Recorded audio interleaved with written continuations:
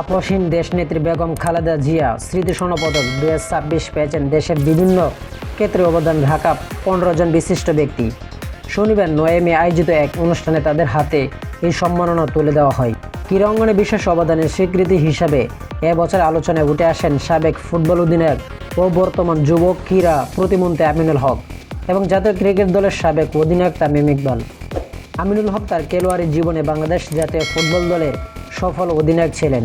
তার নীতিতে দেশের ফুটবলে প্রথমবারের মতো বড় সাফল্য অর্জন করে খেলাধুলা থেকে বিদায় নিয়ে তিনি বর্তমানে রাজনীতিতে যুক্ত হয়ে যুব ক্রীড়া মন্ত্রণালয়ের দায়িত্ব পালন করছেন।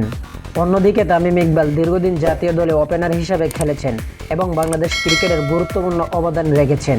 বর্তমানে তিনি বাংলাদেশ ক্রিকেট বোর্ডের বিসিবি অ্যাড হক কমিটির সভাপতির দায়িত্বে আছেন।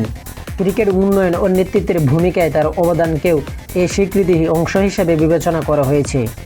নিউ ইয়র্ক ভিত্তিক সংগঠন বাংলাদেশ প্রবাসী নাগরিক কমিটি প্রয়াত সাবেক প্রধানমন্ত্রী বেগম খালেদা জিয়ার স্মরণে এই স্বর্ণপদক চালু করেছেন।